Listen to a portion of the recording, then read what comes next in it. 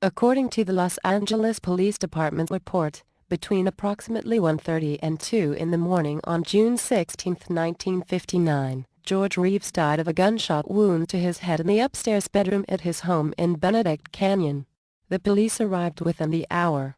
Present in the house at the time of the incident were Leonore Lemon, who had been Reeves' fiancé at the time, William Bliss, writer Richard Condon, and Carol Van Renkel, who lived a few blocks away with her husband, screenwriter Rip Van Renkel. According to these witnesses, Lemon and Reeves had been dining and drinking earlier in the evening in the company of writer Condon, who was ghostwriting an autobiography of prizefighter Archie Moore. Reeves and Lemon had had an argument at the restaurant in front of Condon, and the three of them returned home. However, Lemon stated in news interviews with Reeves' biographer Jim Beaver that she and Reeves had not accompanied friends to the restaurant but rather to wrestling matches. Contemporaneous news items indicate that Reeves' friend Gene Bell was wrestling that night, yet Bell's own recollections are that he did not see Reeves after a workout session earlier in the day. In any event, Reeves went to bed, but sometime near midnight an impromptu party began when Bliss and Carol Van Renkel arrived. Reeves angrily came downstairs and complained about the noise. After blowing off steam, he stayed with the guests for a while, had a drink, and then retired upstairs again in a bad mood. The guests later heard a single gunshot from upstairs.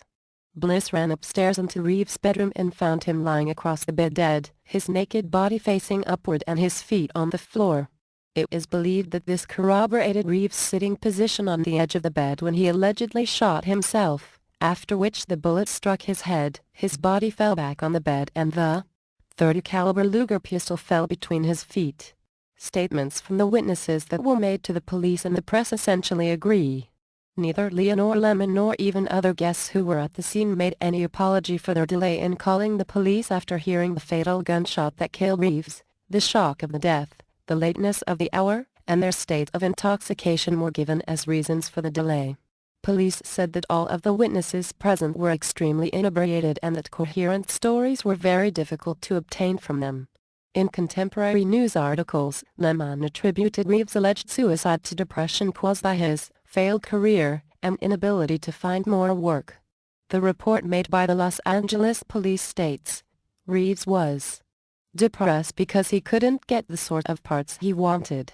Newspapers and wire service reports possibly misquoted LAPD Sergeant V.A. Peterson as saying, Miss Lemon blurted, "He's probably going to go shoot himself."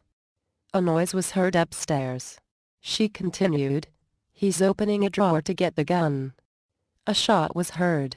"See there, I told you so."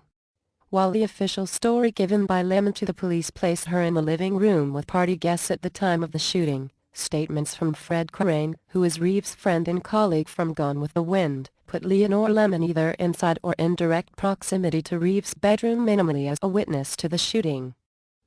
According to Crane, Bill Bliss had told Millicent Trent that after the shot rang out and while Bliss was having a drink, Leonore Lemon came downstairs and said, "Tell them I was down here, tell them I was down here."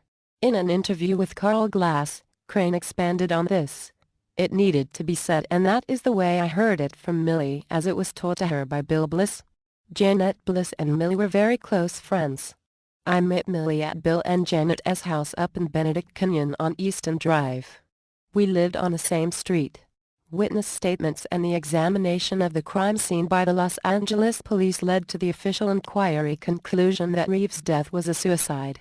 Reeves is interred at Mountain View Cemetery and Mausoleum in Altadena, California.